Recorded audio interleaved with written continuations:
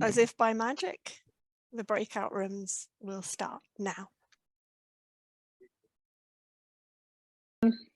Hello. All right. Hi there. Are we unmuted by default? I think so. If everyone could mute themselves for now, just just so once we start getting started that everyone can hear and there's no audio interference. So that would be great. Thank you. Oh, just to say, I'm George. I'll be co-running this, so I will not mute myself. Although there may be interference, just because I'm in the office, so there is dogs and people and all kinds of interesting things. To be nice and loud.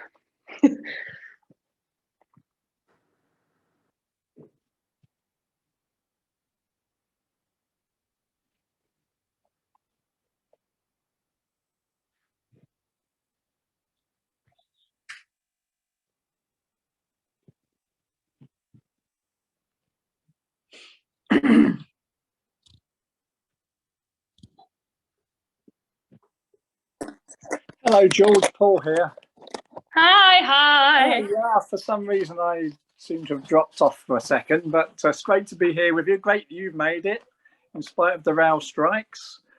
Yes, there was some early morning rail strikes. Yeah, well, there you go. That's the benefits of online, I suppose.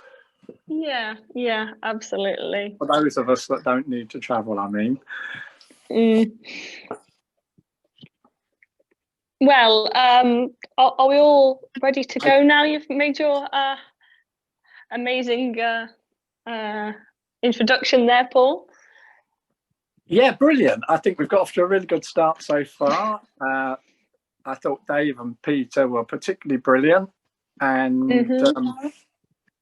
yeah, I think we can build on a lot of that in what we're saying today during this workshop. Yeah, I was saying, oh, we can talk about that. We can talk about that. So that's great. So I think we're probably ready to kick off now. Yeah, let's go. So I'll introduce myself. My name is George. I use she, her, they, them pronouns. And I am the equipment and low vision and technology worker at CamSight, the local Cambridge Society. You've probably seen that in my bio. I'm severely sight impaired, a bit of a new person to Braille. They did try and teach me at school, but it didn't stick. But since lockdown, I found that it's been quite an easy thing to learn online. So we might talk about that in a bit. So I use it a little bit in my work and a little bit in my non-working time. Okay.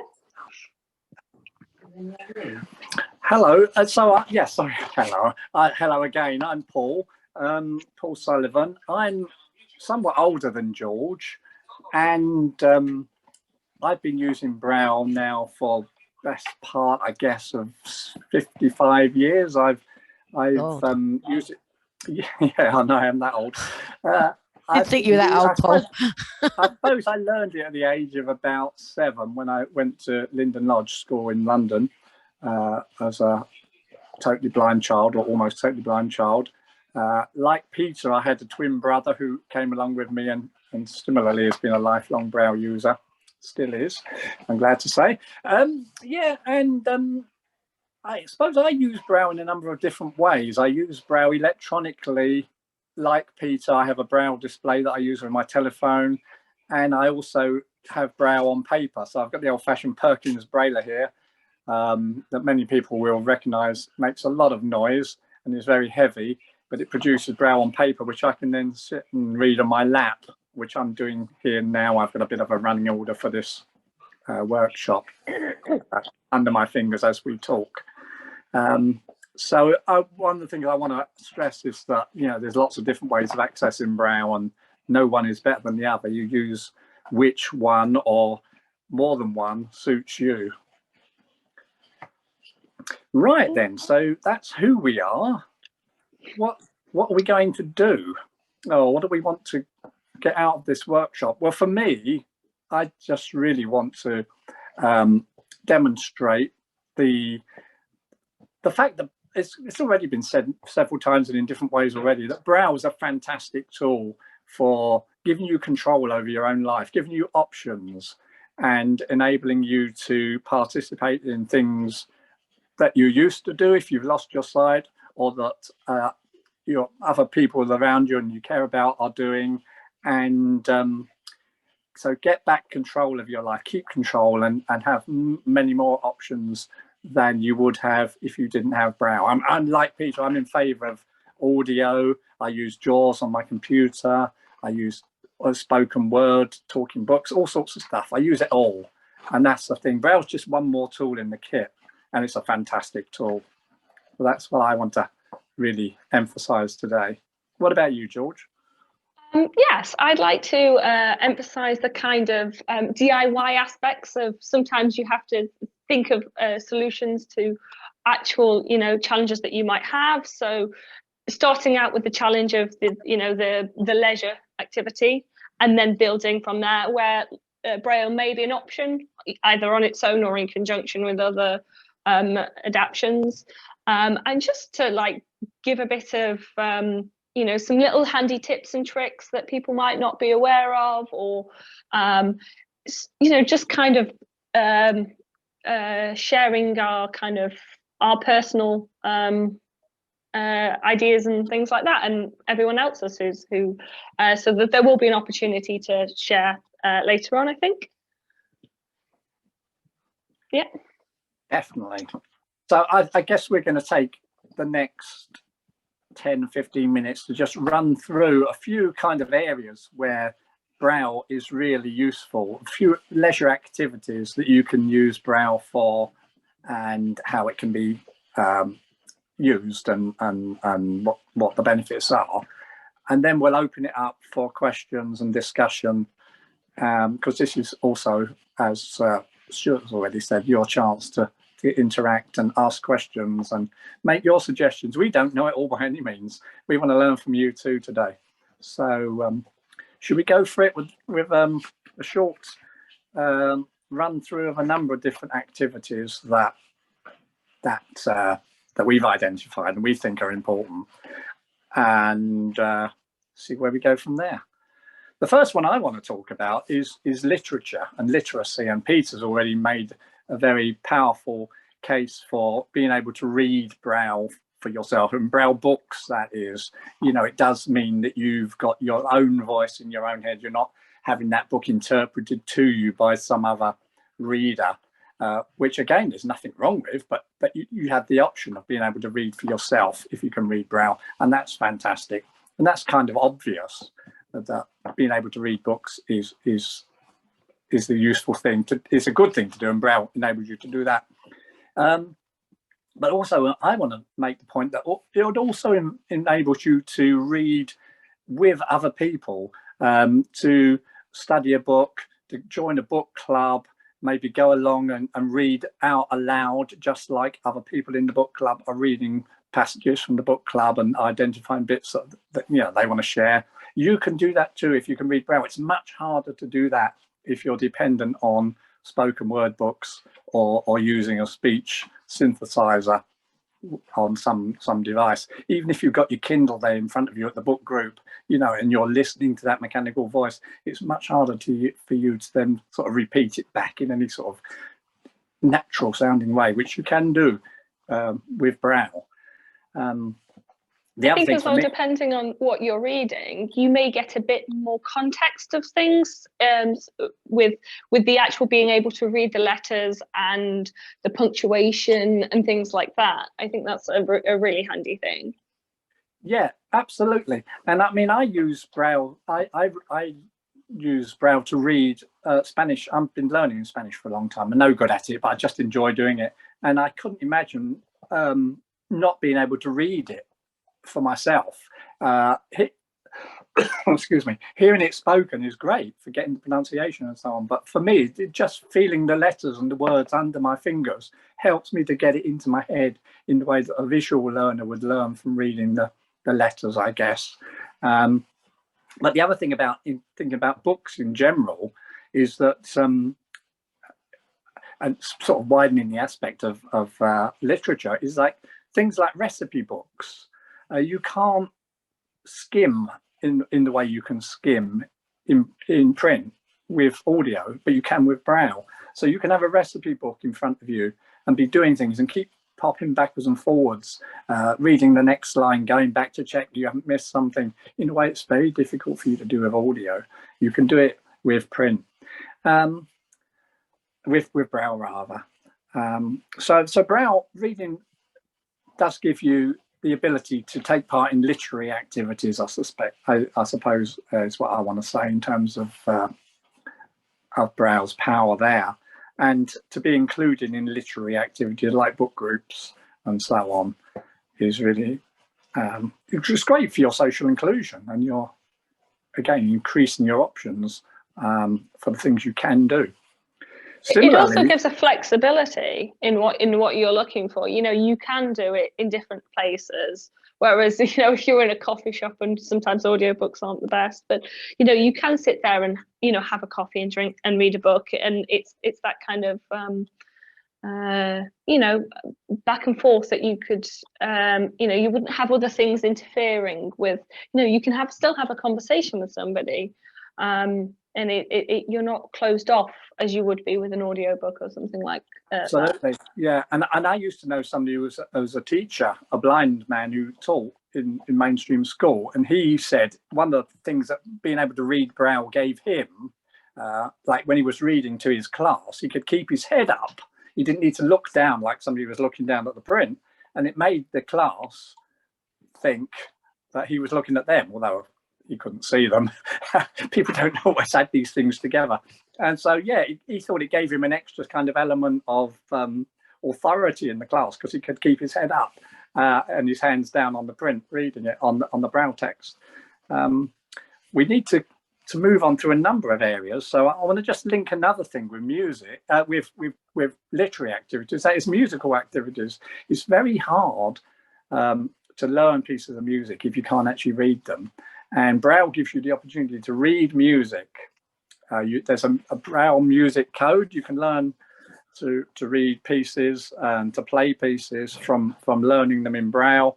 And you can take your words and your music along to your local choir and join in, being able to read the words or read the music, just like everyone else. And again, it's this thing about participation and widening your options, keep being able to do the things you want to do, having that control. But also on a much smaller level, on a musical note, I wanted to mention just labeling of music. I mean, all my CDs are labeled.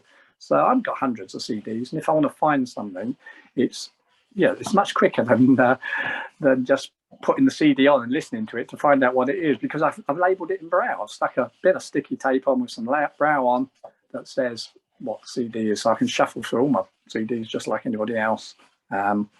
And I think labeling may be one of the things that comes up quite a lot. It's already been mentioned, I think, in the keynote, that that Braille enables you to identify things more easily, like medicines and so on. So yeah, literature. Yeah. Music. I think you'll get sick of us saying and get a Braille labeler, because it solves everything.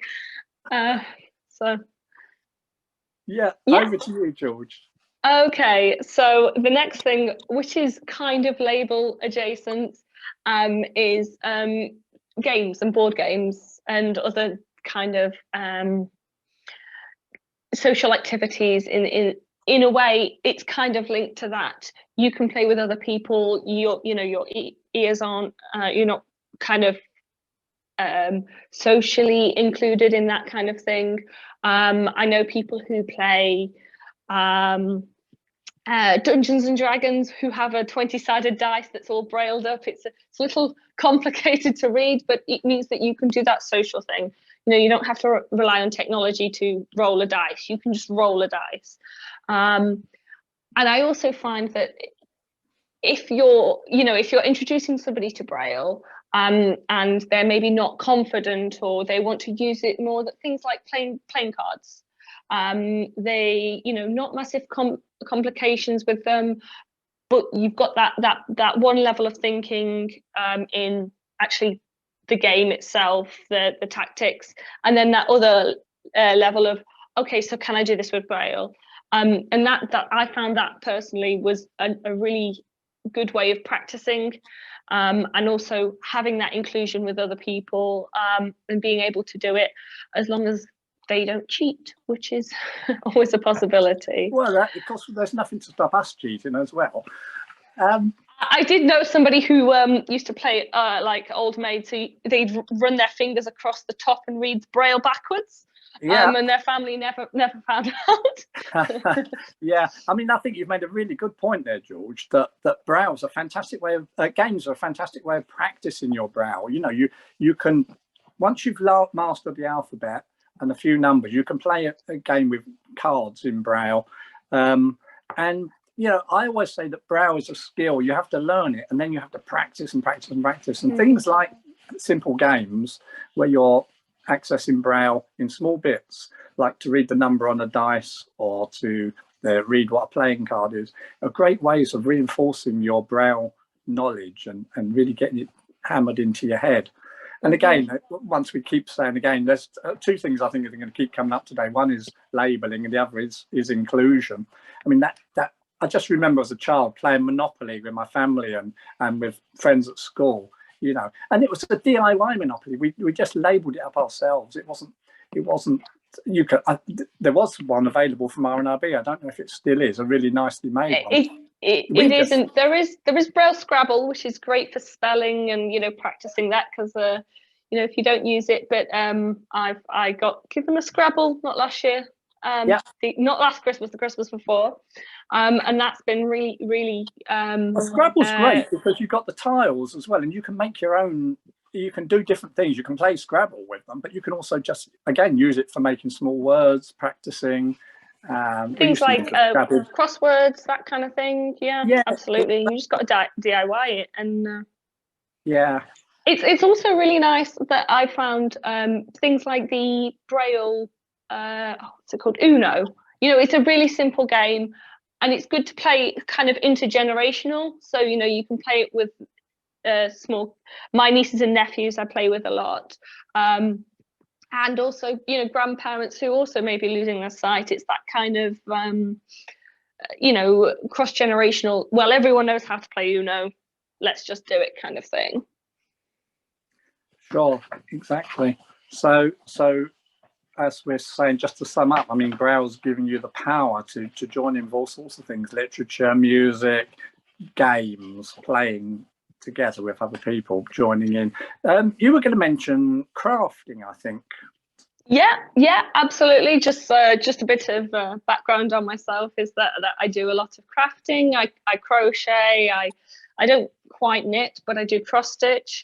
And something like that is something that is it's a repetitive action that is very therapeutic. It's very it gives you that personal achievement when you make something. So the way that you can adapt that is by obviously printing out. I call them recipes. I know they're not recipes. Patterns. That's what I mean. That's the word. The patterns in the different actual options. So you can also get stitch counters that have Braille on them, so you don't forget your stitch at how many rows you've done or how many. So that's really interesting. And I'd actually be interested to know in the discussion if people can remember whether patterns were available in the past from organisations like R&IB or National Library, or whether there were repositories of Braille patterns or patterns that had been Braille. I think that we used to get Braille patterns for knitting. I seem to remember them being around myself. Yeah. Not being a knitter, but having been around people using them. Has anybody got any thoughts on, if you're swimming, I can lose all track of time if I in the pool. Has anybody got any thoughts about, how you can? You obviously can't take a Braille watch into the water, but does anybody know if there are such a thing as any kind of waterproof timer? There are some kind of so like waterproof watches, like for activities, and I think you can set alarms on them. So if you need to be out by a certain, and they will buzz. Obviously not. You'd have to double check that they're the waterproof versions, but it is possible, I think. Yeah. And it's interesting you raised the question of the time, because it's a real bugbear of mine that I talk about my watch being a Braille watch, and I've got a tactile clock by my bed, and I call it my Braille clock. It's not Braille at all. It's just dots that are there to indicate time. But it's a great way again of just practicing using your fingers to identify dots, and like the 2 dots at the quarters and the 1 dots in between and things like that. When you're learning Braille, you need to find all these opportunities to keep touching them, especially if you're newly visually impaired, because most visually impaired people like me that were born blind are used to using their hands all the time and touch things uninhibitedly. But if you've been used to seeing, that's not always the case, and you need to find these opportunities and That's feeling really a clock. interesting. Sorry, George. That's really interesting. I've never thought about that before. And, you do come across people who have lost their sight recently, and they say, I've never really thought about encouraging someone to sort of educate their tactile skills. And that's a really interesting point. Oh, I think as well, kind of coordinate. I think a lot of people don't think about coordinating their touch and maybe what little vision they have left, if they have any. I find this a lot at work, that people say, oh, well, I can't see the keyhole, and it's like, can you feel it first, and then coordinate with your your hands. And I think it's very interesting to see people maybe read Braille for the first time, and they think they can't read it because their fingers aren't they're not used to it, so they think, oh, I can't feel that. And actually, it does take time to learn it. Yeah. Tracking across a line of Braille is a skill, and you have to practice it and learn it. And like Peter, I use 2 hands for that. I feel for the beginning of the line with 1 hand, and then I read across with the other. But all these things take time, and you have to find whatever opportunities you've got, or you can find to practice, I think. I also think as well, it shouldn't just start completely, you shouldn't be expected to read a whole book. It's amazing, but just tiny little notes or tiny little labels. We'll go back to the labels. But even with like a Braille slate, you can make, once you know the letters, and then you kind of learn how to do them backwards a little bit, you can learn to leave yourself little notes. Or little reminders and things like that, where you might say, oh well, I was going to make a jumper. Oh, I've got a bit of a knitting idea. I'll just make a note of that, and I'll come back to that later, or something like that, where you can integrate it into the things that you're doing. Not even just things. I know we've just come past Christmas, but at least just doing Christmas cards. That's we do that. It's not exactly like a leisure activity, but it's something that you can do. You can put some time aside. You can take that time, and you can just make the cards, and then they're made from you, and they're. You can write on it as well. And of course, you've got Braille is available in lots of different places. And I was going to go on to briefly mention food and drink, because that's not good in my point of view. Can I come in here? Can I share something with the group, please? May I? Talking about food and drink, because in the last 18 months, we've been campaigning to have Braille labelling on food products, because it seems to me in 2022, when technology is available and all sorts of things are available in Braille, not to be able to pop your hand in a cupboard and identify a product is crazy.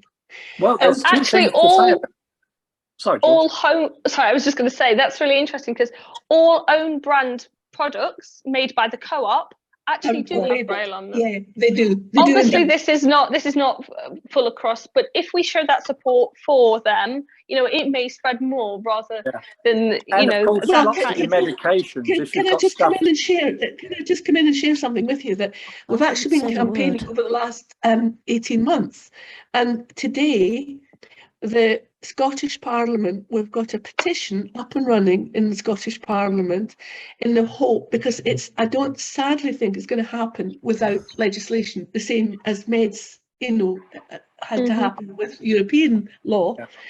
And so hopefully it's going to be that. I mean, although this petition's in the Scottish Parliament. In the meantime, I mean, most of your medications that you get from the chemist have Braille on them, and you can make. And you can add comments to what you want. What's this Zoom? Sorry, somebody's talking in the Yeah, background. Jane, I wanted to make a point about the medication. Go for it. Carry on. Has been trying to get date. You know, when you get an expiry date, like. I'm muted now. Or not. You know, when you get a medication. Oh, I'm muted again. No, you're on. No, you're there. You're there. No, carry on. So, you get dates, expiry dates, on various things. We've been trying to get dates put on them so that you know exactly when your medication expires, because there's ones that are on the market. They've got the Braille on the outside, but they don't tell you when they expire and when you should stop taking them. And a lot of people are trying to get that happening, because you need to know if it's, you know, if it's one off the shelf. Yeah. One of the issues about labelling medications is the containers are often quite small. Yeah, there's a limited amount. Braille is bulky; it takes a lot of space. Yeah. So you've got to limit. You've got a limited area where you can get it. And the trouble is, in lots of chemists, they put print labels over the Braille as well. It's really annoying. I'll keep telling them about that. Yeah, it's a case of, like Dave was saying, is advocating and educating people all the time about the importance of not doing that. And also with labelling, I find that the Dymo labeler to print Braille labels on is invaluable. I think it's a really good item. Yeah, I suspect the Braillists Foundation have probably done a masterclass in the past on brailing, and if they haven't, I think they will probably do one in the future, because there are lots of different techniques for labelling. The Dymo is a good one. There's an adapter you can put in the I was a late learner, so from my point of view, I couldn't use a slate or anything like that. Yeah, I didn't learn till I was 18. The Dymo is brilliant because if you get the old Dymo gun, it's really clear and easy to use. It is, yeah. And you don't have to be able to press down 4 fingers at the same time. No. Although there is a labeler like that now, which is really interesting. It's available on the RNIB, which has the the 6 buttons in your spacing. If you're more comfortable in doing that. Yeah. As well as the obviously the enterprise shape of the Dymo. But yeah. Sorry, Paul. I just want to reinforce the fact again that you don't have to be brilliant at Braille to be able to do these kinds of activities. You know, if you just know the alphabet and a few numbers, you've got a start, and you can begin to build on that. There's a few raised hands if that people have had their hands up for a little while. Would you like me to bring them in? Yeah, do. I think generally I think we're kind of coming to a natural conclusion there. Jackie, I'll unmute you there if you want to go ahead if you have a question or comment. I've unmuted you, Jackie. Okay. Mute yourself. There you go, Jackie. Sorry, I don't know why that's happening. You should be able to talk now. Okay, can you hear me? Yeah. Yeah. Right. I learned well, I learned Braille. I lost my sight over 28 years ago, so I learned with Washi, the dog. But it was grade 1, and then many years passed, and then lockdown happened, and I took it up again out of sheer boredom. Because I wanted to do something new so that I can write it better than I can read it. But what I struggled with was connecting the Braille letters into words, because I hadn't read print in well over, let's say, maybe 30 years. So I struggled with that, and the pride I had when I read Panadol on a packet of medication. So it was, and then an orbit fell off the back of a truck. So I picked it up, and I connected then my Kindle, connected my phone to it, and I went with Kindle, and I kind of read a sentence, went to the audiobook of the same book to see did I get the right words for what I was doing. But I'm an avid thing. I'm telling everybody, even grade 1 Braille, I can do lifts, I can read medication packets and things now, what I couldn't do 3 years ago. So it is phenomenal again, isn't it? Oh, absolutely. And I love the word you said there, pride. I think Braille gives you pride, it gives you self-respect. You can do these things for yourself. It's great having help, but it's fantastic when you can do it for yourself if you want to. Yeah, and then I was one of the lucky ones. I took part in the Healable 1 challenge with Sight and Sound, and I won a Healable 1, and I am in love with this device. Like, it's I can be out in the street with my phone in my pocket, and it looks like a child's toy, so nobody has a clue what I'm doing. So I'm able to ring people, send text messages, reply to text messages, reply to emails on the move, which wasn't possible before. Like, so I was very lucky to win one of those devices with the Sight and Sound challenge. Like, I was delighted. Yeah, they're absolutely really good. And I don't know whether anyone else knows, but actually all the Apple products and some of the Samsung products do already have integrated Braille displays. You just have to change the keyboards in the settings, and you can. It's a bit tricky to get the first time, but once you kind of have it, it's reasonably easy to do. And that's actually really fun. The journey to actually be able to do that is really fun. Me and my partner spent a good afternoon having a go and testing it. But I mean, it's accessible and it's there. I just don't think a lot of people know that it is there. I use Braille output from my phone. I say I've got an Orbit reader, not an Orbit reader. I've got a Focus 14 that I use mostly to access Kindle books or read texts and all sorts of things. But you can input into Apple devices using Braille, because you can change the touchscreen to recognise your finger patterns. Yeah, that's what I meant. You mean, isn't it? Yeah. The Braille screen input, it's called. Yeah. Thank you. Slow I'm not very good at it, but it's there. Oh, it's perfect if you know what you're doing. I use it all the time. If I haven't got my displays on me, I quickly turn it onto the Braille screen input and can reply to a text as quick as that. It's fantastic if you can. Yeah, brilliant. And the buttons are bigger, so actually it's harder to go wrong. What it does, it tracks your fingers position, so it doesn't actually matter where the buttons are on the screen. It tracks where your fingers are landing. And it means you can do it on the go as well, which is really absolutely great. It's great. Yeah. Well, this again illustrates the fact that, there's always all different ways of doing these things. There's no one right way. You do what works for you, and again, you get all the benefits of Braille, which is fantastic. There's a few more raised hands there, Paul, if you'd like me to bring. Yeah, please do. People in. Julie Sutherland, you've had your hand raised there for a while. If you want to unmute yourself. Or I can unmute you if you'd like. I've unmuted you there, Julie.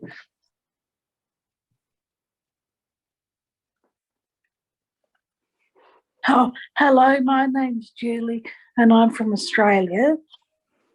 Hi, welcome. Hello. Thank you. Thank you for having me on this forum.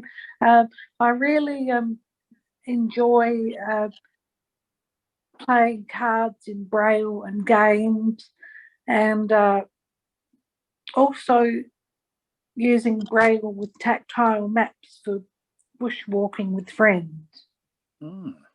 Yeah, that's a great one. yeah, we're talking about Braille for leisure and getting out and about. It's a really important leisure activity. And if Braille enables you to carry on doing that and doing it in a meaningful way, it's fantastic. So tell us how you use the Braille on the maps. I'm sorry, I've just unmuted, muted myself. Can you hear me now? Yeah, carry on. Yeah. Well, I use you know, the old-fashioned tactile maps, and I'm able to have an idea of where I want to go with friends and go from there. Mm-hmm. Excellent. Yeah, and I think sometimes it's a if I'm trying to illustrate a map or something like that, we found that Lego boards actually is it's like a quick and cheap way to sort of describe how things are in a generalized way, just to get the feel of those kinds of things. Me and my team, we play Dungeons and Dragons, and we've actually had some, you know, quite large fights with you know, with several opponents and kind of things that have made that, you know, in combination with kind of verbally doing it and the, you know, that kind of thing. So you know, as kind of it's accessible to all, really. Okay, any more questions for Nuala? Yeah, Josie has a raised hand there, and maybe a couple of people prepare themselves at once, and Robert, they've had their hands up for a while. I'll unmute you both. Oh, whoever. Ooh, Hi, I'm Josie. If that's okay for me to come in now. Yeah, great. Thanks, Josie. This is a question that's slightly off topic a little bit, but I'm really interested to hear you talking about Braille slates. I'm a VI teacher, and we don't typically teach people to use a Braille slate. We would usually use a Perkins and then use electronic Braille. How useful and or how easy do you find learning to write on a Braille slate? I think once you know the letters, it's just giving that amount of time to actually flip them over. And there will be a bit of trial and error. But in terms of note taking, like if you're going to have just generalized notes of general things you want to talk about, having that small, maybe I think there's like a small note case you can have. So actually, you know, speaking in front of people, having those kind of vague points that you're going to talk about, it's very handy. Things like recipe cards. Yeah, you know, I think you can just use. Question though is probably about how, or the relevance of slate maybe to children. I think they're probably less. Yeah, I think maybe depending on what they're going to do with it. Yeah, I think if it's you're more in school, if you're in school and you've got expensive Perkins Braillers provided or whatever, why would you want the slate? You can make your notes on the Well, yeah, but the thing is, quite a few of our kids are quite unwilling to use a Perkins because it's so loud. That's what I was going to say. The benefit of the slate, there's a few benefits. One is they're cheap. Two is they're very portable, and three is they're very tiny quiet. as well. Yeah. So if you can, you know, if you can encourage people to have a go with them, some people, I hate them. I've never got on well with them, and I've been a Braillist all my life. But some people are really, really good at them. So it's probably a case of what you're saying is just having lots and lots of options, and that's not an option. That's not an option that I have ever given any of my students, and I'm starting to think maybe I should. But you do have to write back to front, right? Yes. Yeah, you write back to front. But it takes a little bit of mental capacity to, but I think it also makes you think. It makes you connect the symbols. You know, it makes you say, oh well, this symbol is the opposite of this symbol. Okay, that's how I'm going to connect them. I'm going to hopefully not get them confused, but it may happen. I wouldn't say in terms of time saving. I think a Perkins is quicker if you're doing something really quickly. But if someone has a thought and just wants to note it down, I kind of compare it to like a post-it note. You know, you're not going to put all your ideas down on it. But it might be there for that purpose, kind of thing. Yeah, that's really helpful. Thank you. Thanks very much. And the I think for young children it could be fun. George, is that again, if you're traveling, if we were talking about, we had a subheading of travel, you know, you can put a slate in your pocket and travel abroad, and then you can use it anywhere on the move, which is hard to do with a Perkins Braille up. What is it, 6 kilos or something? Indeed, yes. Thank you very much. No worries. And you can use it with any, you just need to look at the card and see whether the card is thin enough or thick enough. And that's also great for making handmade cards. So either plain cards, or, you know, if you're making, you know, handmade cards with, you know, in the whole crafting section with die cutters and things like that, then it's really good just to be able to print it in and it looks neat. Rather than putting a label in on a, you know, on a card. You know, it's indelibly in that, on that card. Yeah. Yeah, it's great for anything that doesn't fit in the Perkins. Yeah. Great. Yeah, that's a good point. For small things. You can probably get them into places you can't get a Perkins sometimes. Yeah. Yeah, definitely. I'll just give you a time. We've got about 5 minutes left. It's 11:25. So Robert, I know you wanted to come in there a second ago. If you want to come back in, if you have a question or a comment. Yeah, good. Hello, everybody. I'm not sure what to say about morning, afternoon, evening. I'm in the U.S. and I was so excited about this conference that I got up at 3 a.m. to participate. Wow, that's some commitment. I'm a little bit like you, Paul. I'm starting my 61st year of using Braille. And I do love it. And I worked for 33 years as a university psychologist here in the United States, and could not have done it. I don't see how without Braille. I could have, but it would have been much more difficult. Anyway, I just wanted to make two quick comments. I know we're very short on time. One comment is there's a very fascinating product available called the VersaSlate now, which allows one to write on a slate in sort of refreshable Braille. And so what you write shows up on the back of the slate. You flip it over and read what you wrote. It's a great way to practice Braille and a great way to take short notes that you only need to keep temporarily.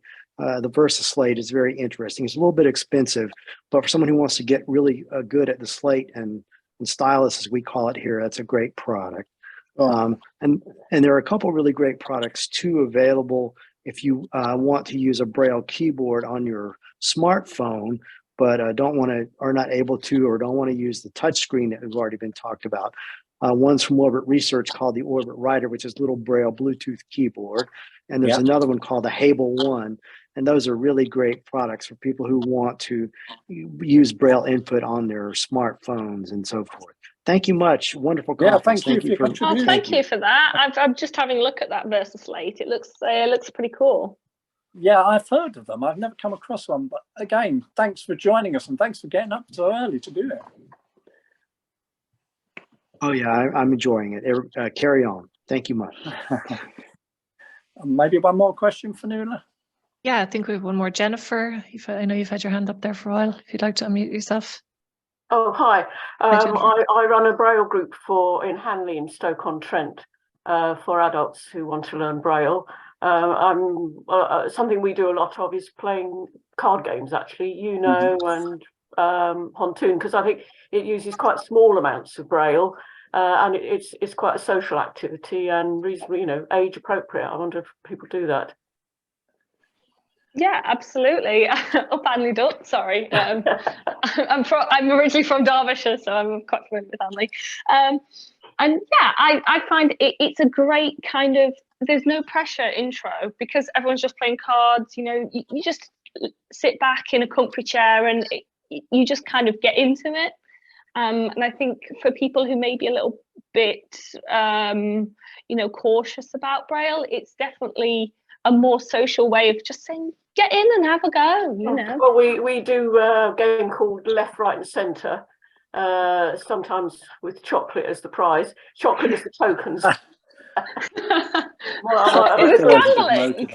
Yeah, the group need a lot of biscuits and chocolate to keep going. So that's, I mean, it's not a lot of skill in it, but we do that. Left, right, and centre. Where if you move your token to the left, right, and centre. I don't know if you know the game, but it's a bit boring if you play it for too long. But chocolate always helps. Brilliant. Okay, great. Thank you. We probably need to wrap up now. We're going to be automatically closed off in a moment or two. So thanks, George, for running this and helping out with the discussion and thank you for bringing your years and years of knowledge, because I feel I'm a little bit of a cheater coming in a bit last minute with this kind of thing. No, everyone's got something to contribute, and thanks to everybody that's taken part. It's been really interesting and inspiring. Yeah, and if you have any other questions, then just kind of hold them for later, kind of thing. There will be opportunities later on to join in the panel discussion and so on. And if everyone wants to ask a question about leisure, then everyone else is going to think that we had a really good time and it was very productive, which it has been. So, yeah. This is Terry from the United States. Hello. Hello. I couldn't find the raised hand button. I'm sorry, but I don't know that we've mentioned using basic Braille for reading elevators and hotel rooms. That's a really good point. Absolutely. We had a huge list of things that we were going to talk about, and absolutely travel is definitely in there. And we will be leaving soon. But yeah, that's absolutely another good point. That you can have that independence when you're going on adventures and going to new places that you might not know, and definitely at least finding the lifts, elevators, and being able to just find where you need to go is just so invaluable. And having that choice whether you want to use the lifts or the stairs, but also having that signage additionally, places such as train stations. And I'm